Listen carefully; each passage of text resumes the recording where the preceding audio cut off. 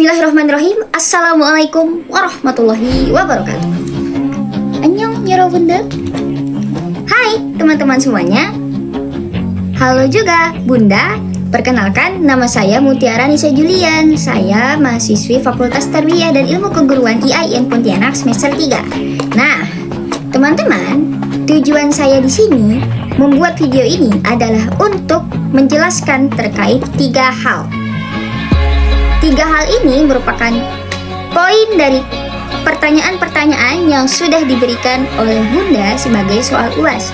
Apa aja sih pertanyaannya? 1. Jelaskan oleh saudara 4 prinsip dalam pelaksanaan supervisi dengan memberikan contoh. 2. Jelaskan oleh saudara fungsi kepala sekolah sebagai administrator dan supervisor jika dikaitkan dengan efektivitas tujuan pendidikan. 3. Jelaskan oleh saudara hubungan antara monitoring dan evaluasi pendidikan dengan perencanaan pada 7 komponen sistem pendidikan. Saya pada kesempatan kali ini akan menjawab 3 pertanyaan dari Bunda, yang dimana 3 pertanyaan ini diberikan sebagai soal untuk pengerjaan ujian akhir semester. Saya sangat amat berterima kasih kepada Bunda selaku dosen pengampu, ya, Bunda Dr. Misdah MPD. Karena beliau, saya baru tahu bahwasanya administrasi dan supervisi pendidikan ini ada ya di dunia nyata. Ternyata kita jadi tahu bahwasanya guru itu tidak hanya pulang pergi saja. Guru itu juga ngisi rapot, guru itu juga ngisi kurikulum, guru itu begini, guru itu begitu gitu. Karena mata kuliah ini saya jadi paham akan poin-poin tersebut. Nah, kali ini saya akan membahas tentang 3 hal juga, 3 hal yang tadi disebutkan. Nah, dalam 15 menit ke depan saya akan menjawab pertanyaan tersebut. Anggap aja kita lagi duduk santai, lagi ngobrol biasa, lagi buka podcast lah istilahnya ya. Jadi kita sama-sama bisa berdiskusi gitu nanti di kolom komentar. Nah, maka dari itu jangan lupa like dan subscribe di bawah. Kemudian jangan lupa komen. Tapi saya juga berharap bahwasanya teman-teman nanti sama-sama kita refleksikan ya, dari penjelasan saya apa yang benar, apa yang salah, bisa teman-teman koreksi, bisa teman-teman komen, dan juga biar kita sama-sama dapat ilmunya. Saya juga ingin menyampaikan sesuatu untuk Bunda Misdah.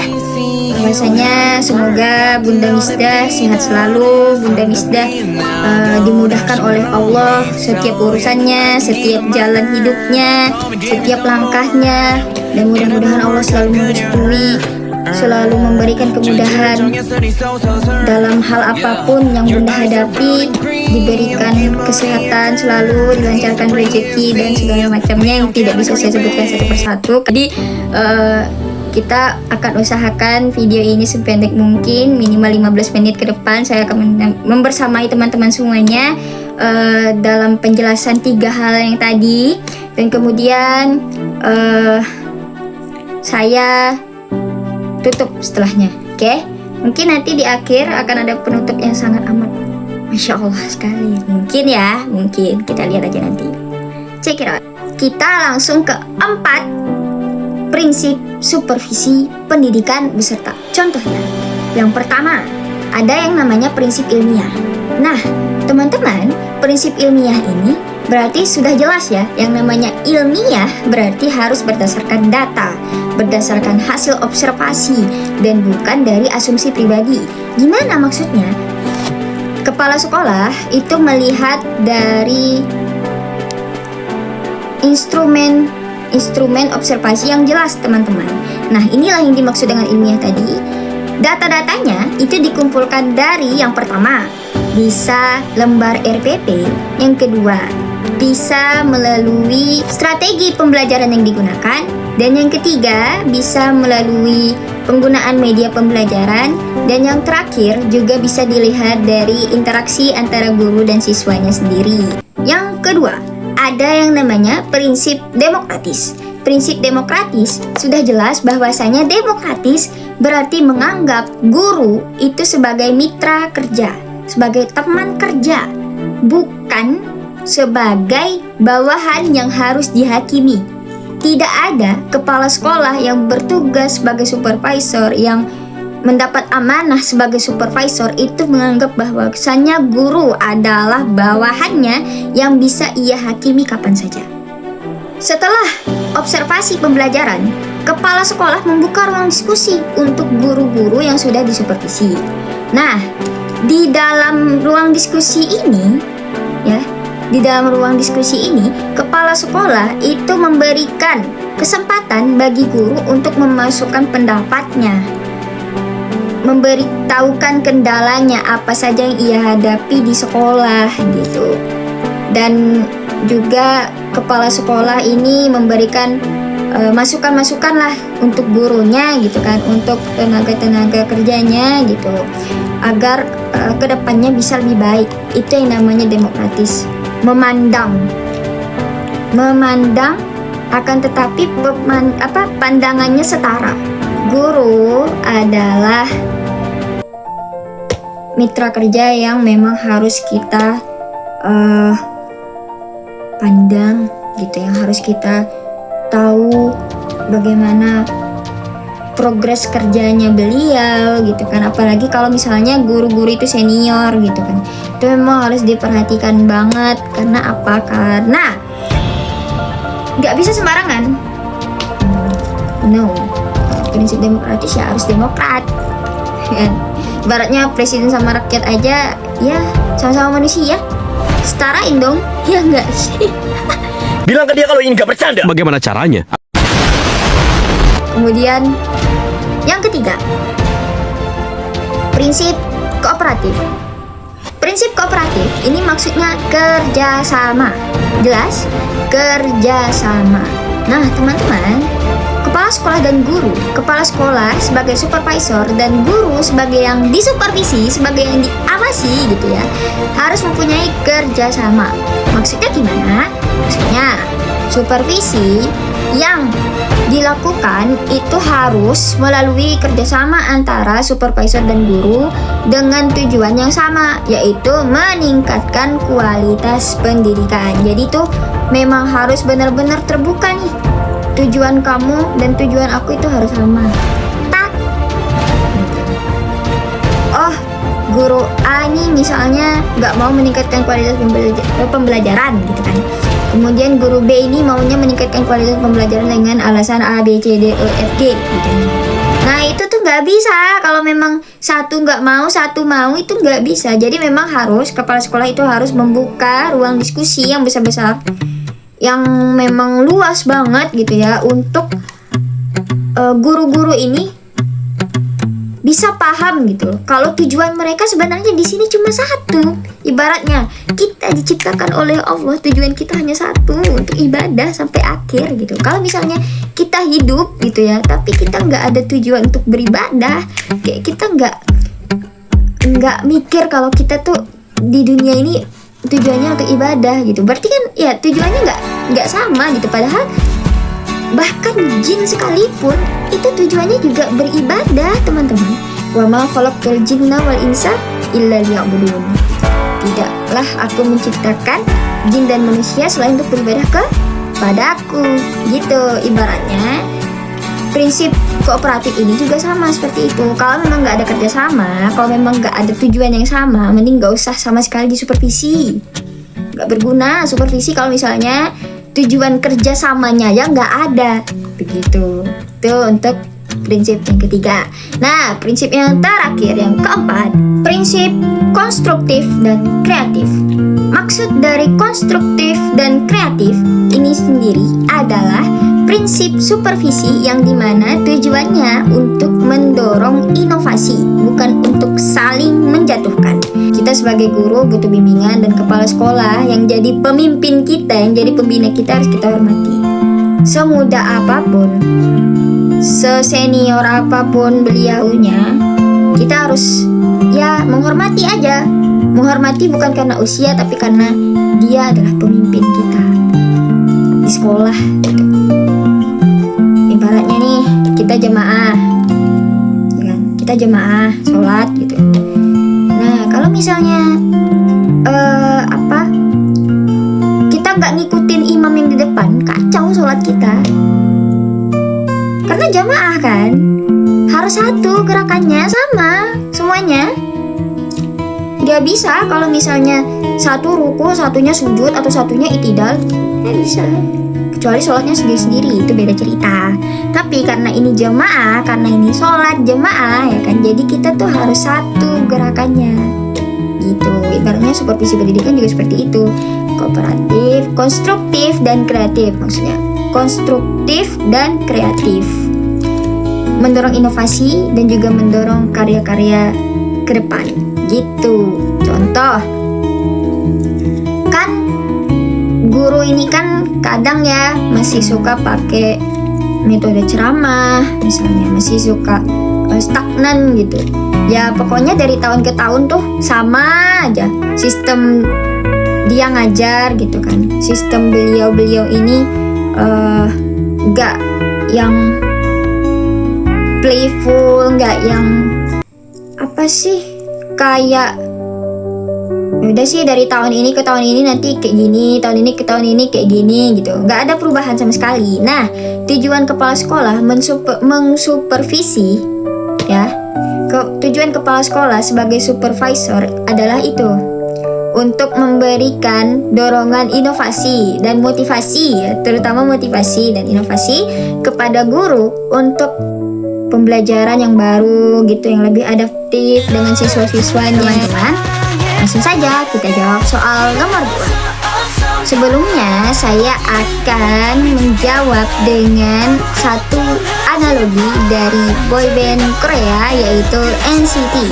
NCT merupakan grup Korea dengan anggota boyband yang tidak terbatas. Akan tetapi sekarang berjumlah 25 anggota yang sudah dibersamai oleh leader. Nah, teman-teman, bagaimana fungsi kepala sekolah atau leader, yang kalau dalam institut disebutnya leader gitu ya. Apa fungsi kepala sekolah sebagai administrator dan supervisor dalam konteks efektivitas tujuan pendidikan?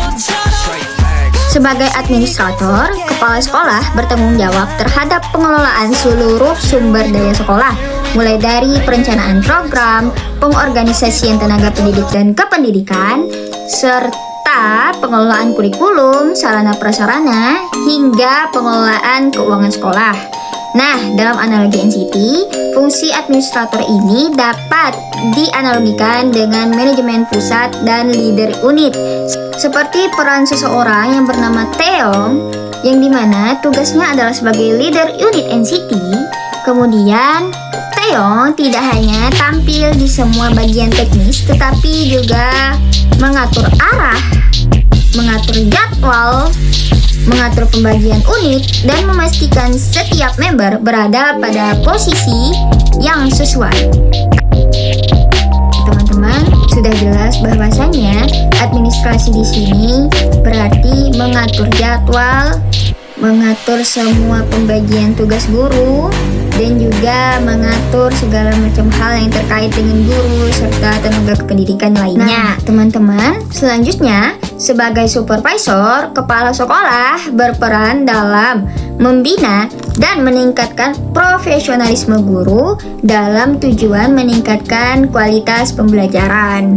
Nah, teman-teman, fungsi supervisi ini bertujuan untuk membantu guru agar mampu meningkatkan kualitas pembelajaran dan mencapai tujuan pendidikan secara optimal.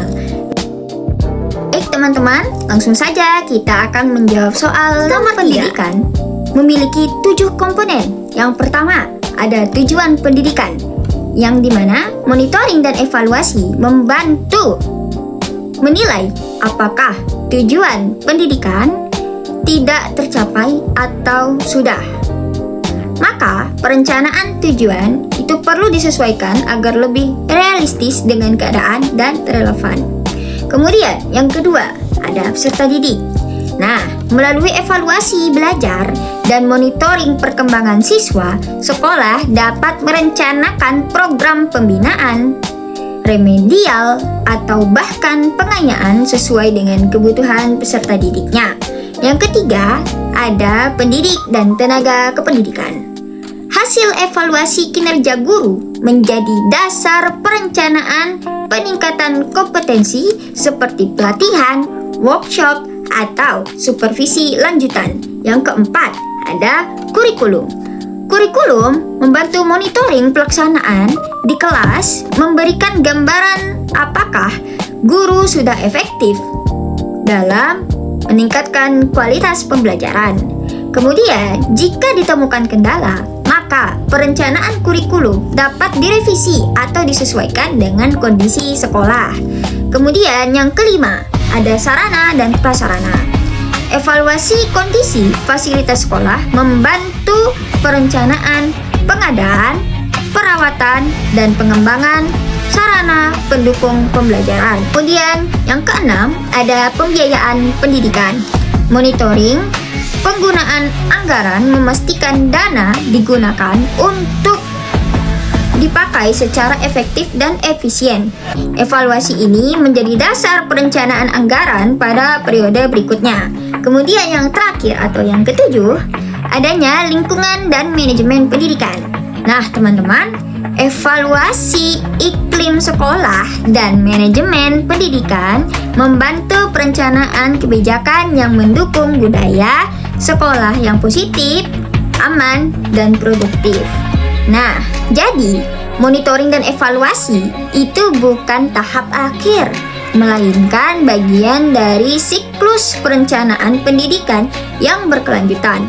Nah, tanpa MONEF, tanpa monitoring dan evaluasi, perencanaan akan berjalan tanpa arah dan berpotensi mengulang kesalahan yang sama. Seperti yang saya sudah sampaikan di awal, maka kita akan segera mengakhiri video ini. Teman-teman, saya harap teman-teman dapat merefleksikan video ini di komentar. Isinya mungkin ada yang ingin dikomentari atau ada yang ingin ditambahkan sebagai ilmu yang bisa teman-teman transfer ke saya juga sebagai kreator gitu ya. Teman-teman, diharapkan mudah-mudahan kita semua dapat memahami video ini, memahami materi ini ya, termasuk saya juga masih belajar dengan pelan-pelan gitu ya, dengan mudah gitu. Semoga Allah memberikan kemudahan untuk kita semua dalam memahami video ini gitu teman-teman. Kemudian ini dah malam jadi ngantuk, saya baru sempat buat sekarang kayak deadline-nya hari Rabu. Sebagai guru ya, nanti semoga kita bisa tetap berjalan lurus tujuan pendidikan, cara kita berpikir, cara kita monitoring dan evaluasi ya. Kita harus tetap melaksanakan MONEF dan segala macamnya gitu. Jadi dengan adanya monitoring dan evaluasi kita bisa menilai, oh ternyata aku kurangnya di sini, oh ternyata sistem pembelajarannya kurang di sini gitu. Jadi nggak yang monoton lah gitu kan. Dan juga administrasi dan supervisinya, mudah-mudahan kepala sekolah sebagai administrator sekaligus supervisor itu dapat meningkatkan kinerjanya juga sebagai supervisor dan administrator untuk tetap menjalankan amanahnya, mengawasi dan membimbing gitu ya, serta melihat dan mengelola seluruh sumber daya sekolah dari A sampai Z gitu. Sebagai penutup, saya ingin menyampaikan sesuatu, bahwasanya jangan takut untuk berbuat salah, karena dari gagal kita bisa berhasil ke depannya. Dari salah, dari gagal itu baru tercipta orang yang berhasil. Tidak ada orang yang langsung berhasil pada hari pertamanya sekolah. Tidak ada orang yang selalu berhasil apabila ia belum pernah gagal. Orang yang berhasil sekarang, tanyain ke mereka seberapa banyak gagal yang sudah mereka lewati. Maka dari itu jangan takut salah, maka dari itu jangan takut untuk menyampaikan pendapat, jangan takut untuk gagal. Dah, itu aja. Oke, jangan lupa like dan subscribe sekali lagi. Wassalamualaikum warahmatullahi wabarakatuh. Neo got my back. Bye bye. Neo got my back. Culture things take on my mind. Neo got my back. Bye bye. Good night.